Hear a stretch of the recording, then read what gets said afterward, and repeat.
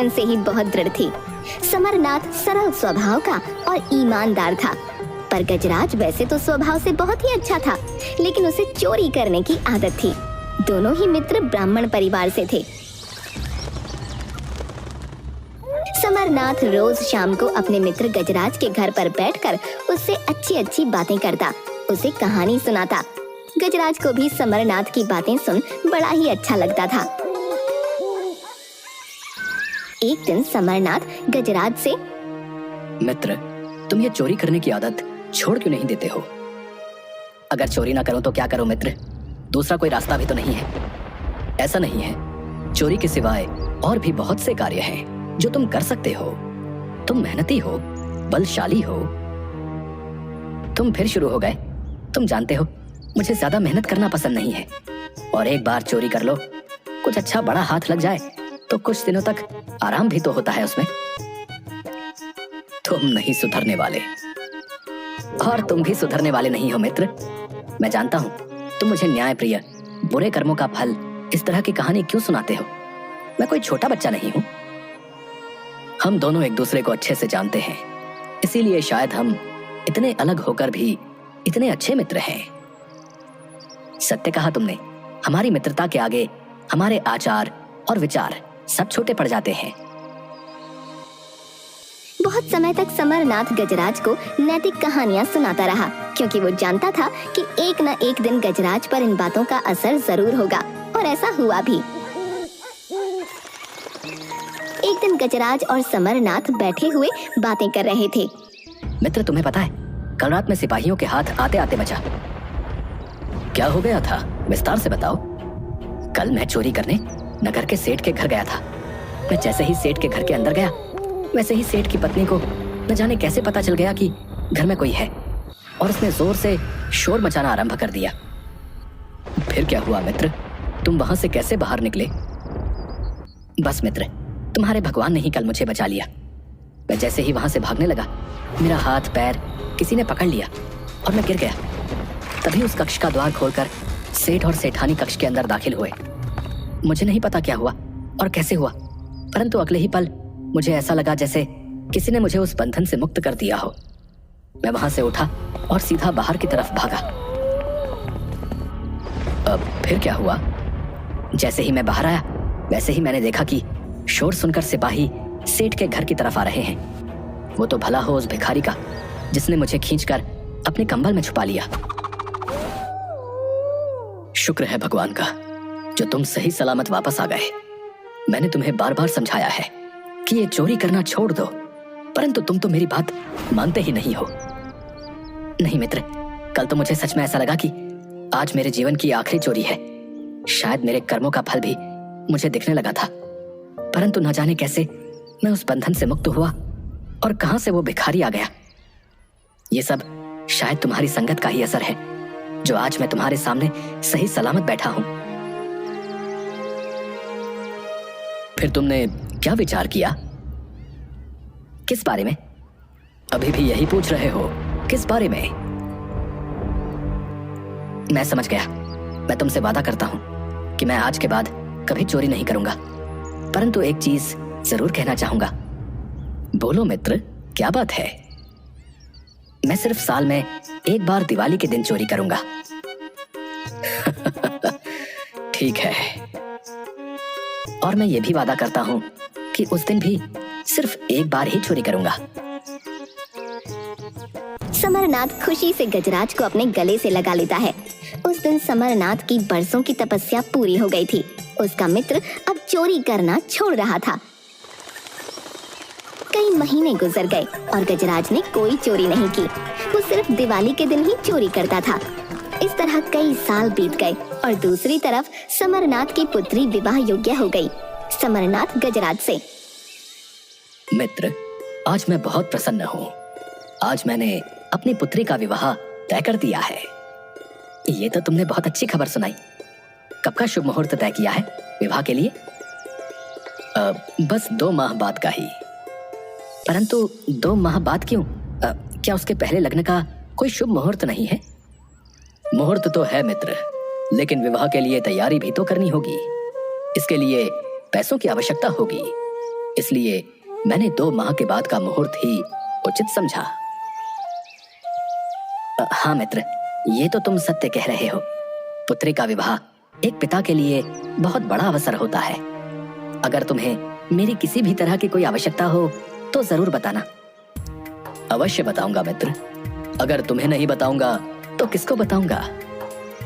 समरनाथ पुत्री के विवाह के लिए 500 रुपए का प्रबंध कर रहा था, लेकिन वो 500 रुपए नहीं जुटा पा रहा था। वो अपने नगर के बहुत से लोगों के पास गया, पर किसी ने उसकी मदद नहीं की। वो नगर के सेठ के पास गया और उससे विनती की। सेठ जी, मैंने अपनी पुत्री का विवाह तय कर दिया है, जिसके लिए मुझे 500 रुपए की आवश्यकता होगी।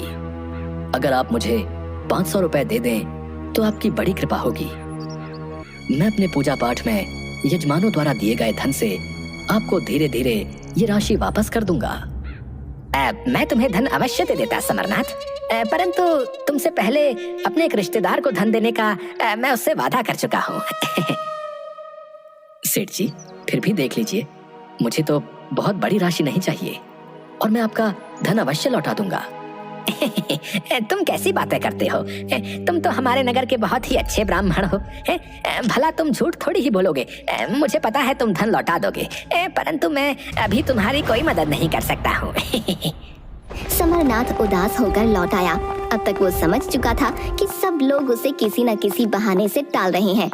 शाम को वो अपने मित्र के पास बैठा था। क्या बात है समरनाथ, तुम बहुत चिंतित दिख रहे हो। क्या करूं मित्र, पुत्री के विवाह के लिए धन का प्रबंध नहीं हो पा रहा है।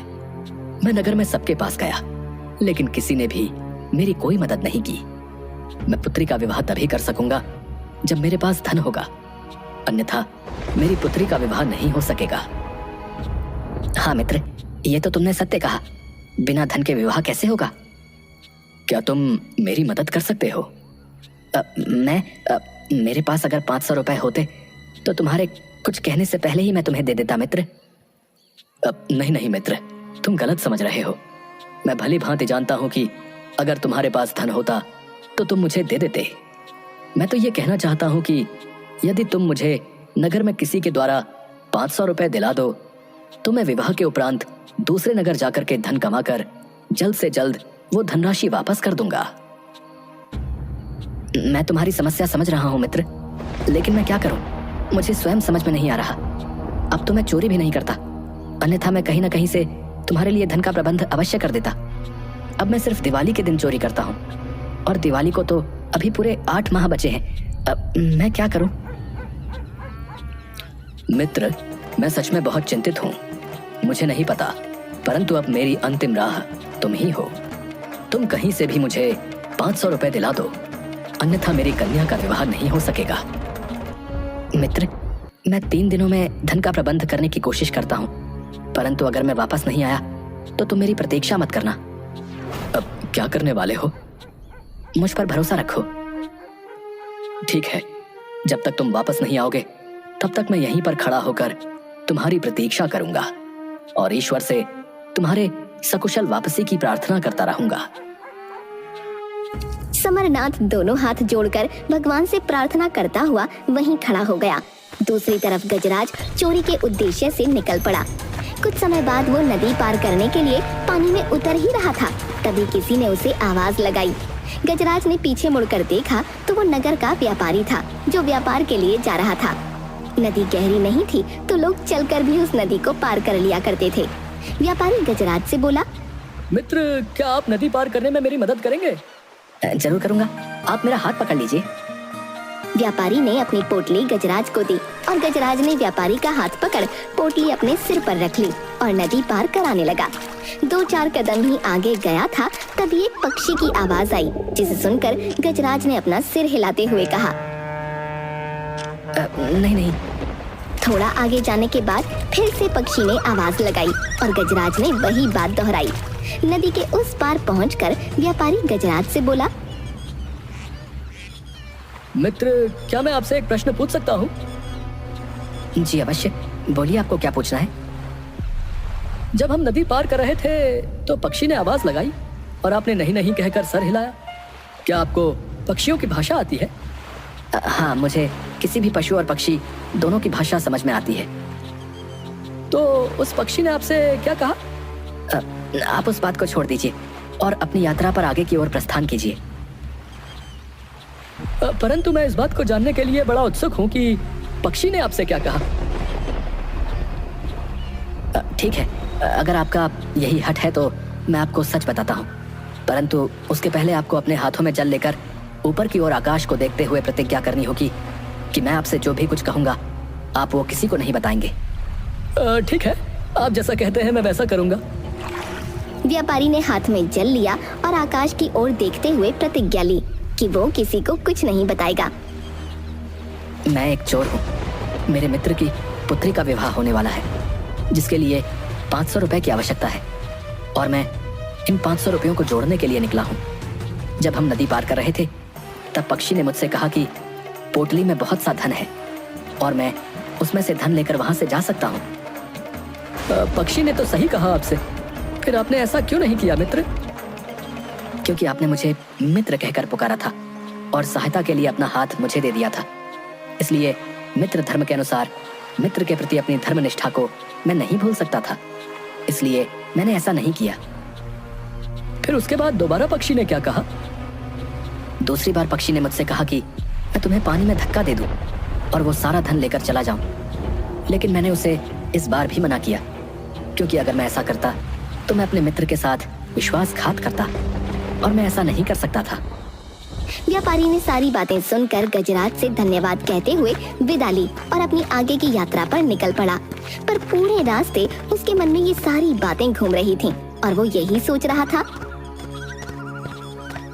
मैं ये बात किसी और को तो नहीं बता सकता, परंतु मुझे इस बारे में राजा से अवश्य बताना चाहिए। बस वो सीधा दरबार में पहुंच गया। दरबार खत्म होने के बाद व्यापारी ने सारी बातें राजा को बताईं। चोरी करना तो बहुत बड़ा पाप होता है और जो चोर होता है वो धर्मी और ज्ञानी नहीं हो सकता। मैं तुम्हारी बातों पर विश्वास नहीं कर सकता। मैं इस बात की जांच स्वयं करूंगा। तुम मुझे उस चोर का पता बताओ। व्यापारी गजराज को ढूंढने के लिए महल से निकल पड़ा और चलते चलते उसे एक सराय में गजराज दिख गया और वो तुरंत वापस राजमहल लौटा और महाराज को गजराज का पता बता दिया। महाराज ने 2 रोटियां एक पोटली में बंधवाई और वेश बदलकर साधारण व्यक्ति बनकर उस सराय में पहुंच गए। गजराज को देखते ही राजा ने एक अनजान व्यक्ति की तरह बातचीत शुरू की। गजराज भी बातें करने बैठ गया। तुम कौन हो? मैं एक चोर हूँ और आधी रात के बाद उस सामने वाली दुकान में चोरी करने वाला हूँ। मुझे 1000 रुपए की आवश्यकता है। चोरी तो मैं भी करने आया हूँ, परंतु मेरी आवश्यकता सिर्फ 500 रुपए की है। तो क्यों ना हम दोनों मिलकर चोरी करें? तुम अपनी आवश्यकता पूरी कर लेना और मैं अपनी आवश्यकता पूरी कर लूंगा।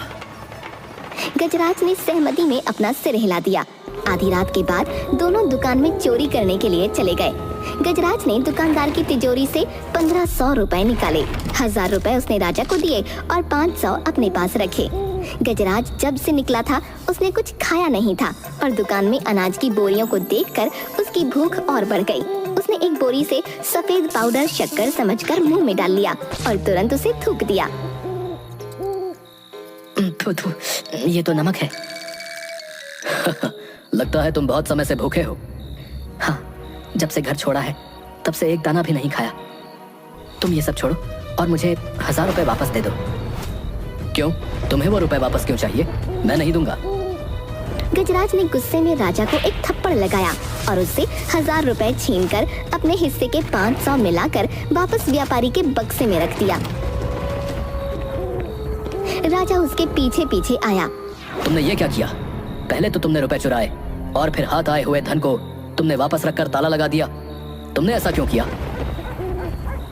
मैं भूखा था और मैंने गलती से उस व्यापारी का नमक खा लिया, और शास्त्रों के अनुसार जिसका नमक खाते हैं उसे धोखा नहीं देते, इसलिए मैंने वो धन वापस रख दिया। राजा को विश्वास हो गया था कि व्यापारी ने उसे जो कुछ भी कहा था वह सत्य है। ठीक है, चलो अब हम कहीं और चोरी करने चलते हैं। क्या हम रात भर चोरियां ही करते रहेंगे? आज के लिए बस इतना बहुत है। अब हम कल चोरी करेंगे।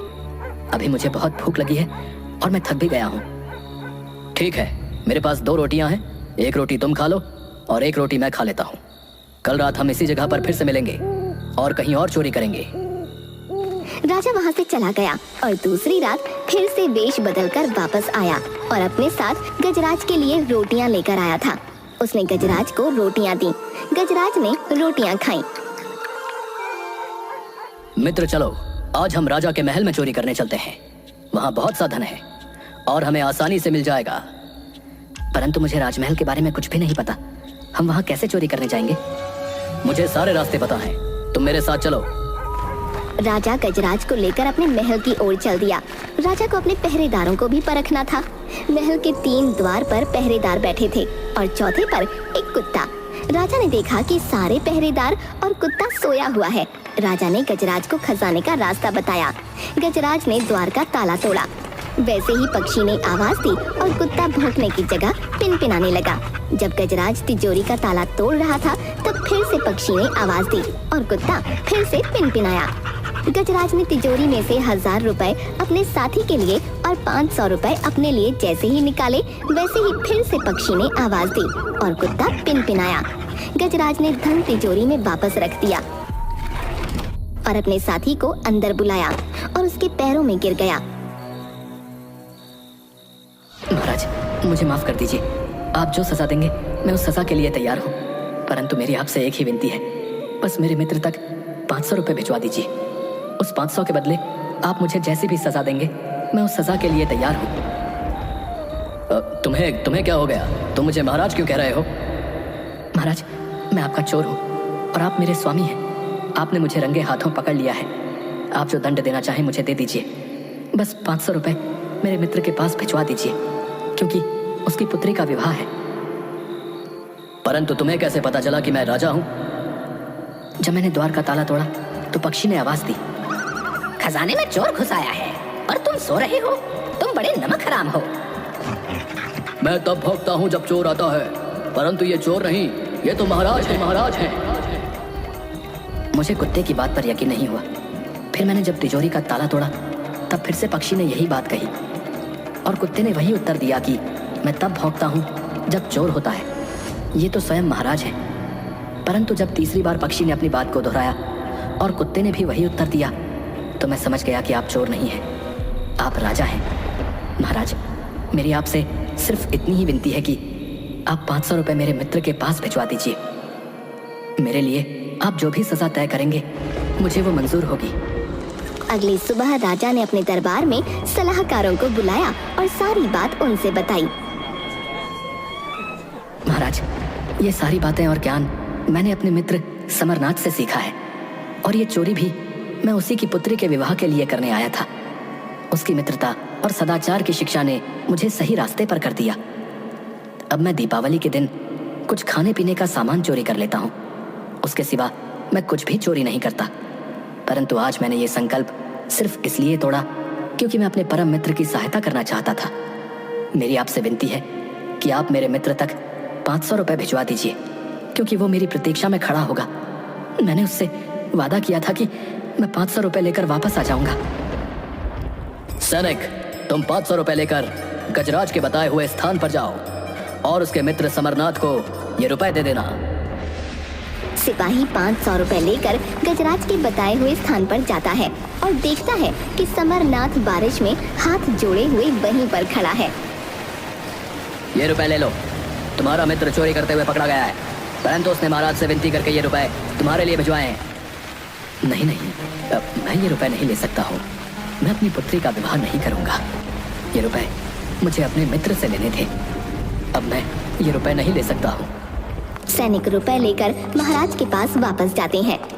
महाराज, मैंने उस व्यक्ति को रुपए देने की बहुत कोशिश की, परंतु उसने रुपए लेने से साफ साफ मना कर दिया और साथ ही कहा कि वो अपनी पुत्री का विवाह नहीं करेगा और वो बारिश में खड़ा अपने मित्र का हाथ जोड़कर इंतजार कर रहा है। महाराज, सैनिक की बात सुनकर राजा का दिल पिघल गया और वो गजराज को साथ लेकर समरनाथ के पास जाते हैं।